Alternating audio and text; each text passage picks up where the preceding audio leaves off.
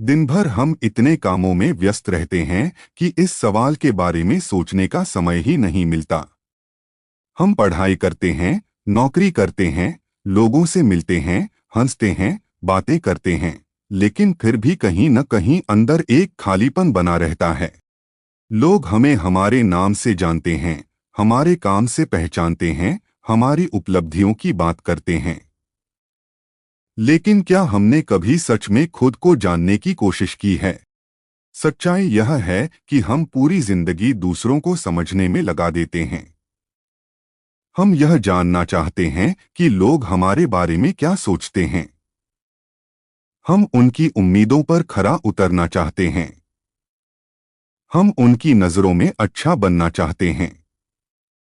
लेकिन इसी दौड़ में हम अपने आप से दूर होते चले जाते हैं। एक युवक था। उसके पास सब कुछ था जो एक सामान्य इंसान चाहता है। अच्छी नौकरी, सम्मान, दोस्त और परिवार। लेकिन फिर भी वह खुश नहीं था। हर सुबह वह उठता, काम पर जाता, शाम को घर लौटता और फिर अगले दिन वही सब दोहराता। उसकी जिंदगी चल तो रही थी, लेकिन उसे महसूस होता था कि वह सिर्फ जी नहीं रहा, बल्कि बस समय काट रहा है। एक रात उसने खुद से पूछा, अगर मेरी सारी उपलब्धियां मुझसे छीन ली जाएं, तो मैं कौन रह जाऊंगा?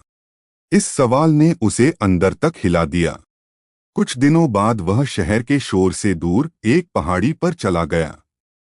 वहां न कोई भीड़ थी, न कोई आवाज, न कोई ऐसा इंसान जो उसे बताए कि उसे क्या करना चाहिए।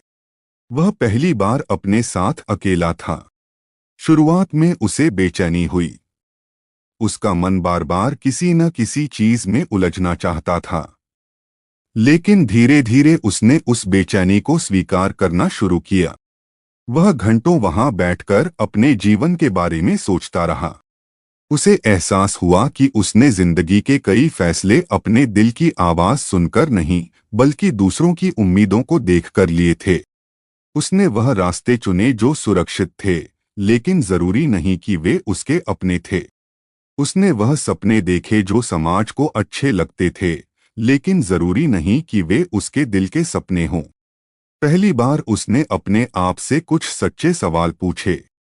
मुझे किस काम में सबसे ज्यादा खुशी मिलती है? मुझे किस बात का सबसे ज्यादा डर है? मैं किन चीजों को सिर्फ लोगों को खुश करने के लिए करता हूं?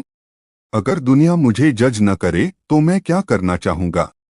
इन सवालों के जवाब एक दिन में नहीं मिले, लेकिन हर दिन उसे अपने बारे में कुछ नया पता चलने लगा।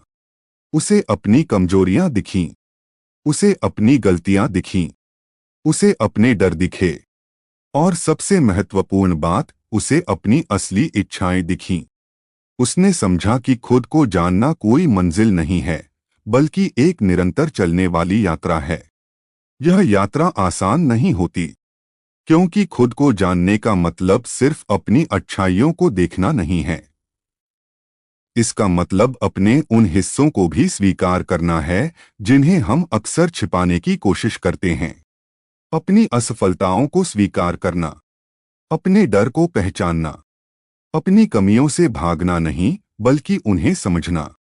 धीरे धीरे उसने महसूस किया कि जितना वह खुद को समझता जा रहा है, उतना ही उसके मन का बोझ हल्का होता जा रहा है। अब उसे हर किसी की मंजूरी की जरूरत नहीं थी। अब वह खुद की तुलना दूसरों से कम करने लगा था। अब वह लोगों को प्रभावित करने से ज्यादा अपने दिल की बात सुनने लगा था। और तभी उसे समझ आया कि असली शांति बाहर नहीं, भीतर मिलती है। दोस्तों, हम में से बहुत से लोग पूरी जिंदगी खुशी की तलाश में भटकते रहते हैं। कोई उसे पैसों में ढूंढता है, कोई प्रसिद्धि में, कोई रिश्तों में, तो कोई सफलता में। लेकिन जब तक इंसान खुद को नहीं जानता, तब तक कोई भी उपलब्धि उसे लंबे समय तक संतुष्ट नहीं कर सकती।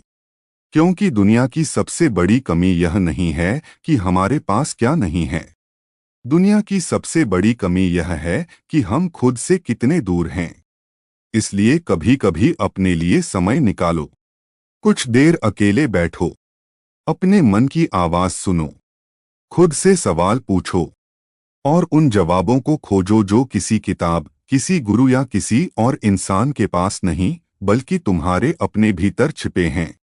याद रखो, दुनिया की सबसे खूबसूरत खोज किसी नए देश, नई जगह या नई चीज की खोज नहीं है।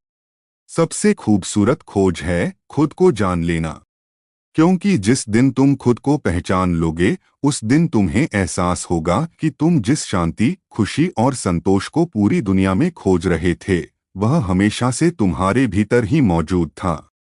खुद को जानो, क्योंकि जब इंसान खुद को जान लेता है, तब वह दुनिया को नहीं, अपनी जिंदगी को बदलना शुरू कर देता है।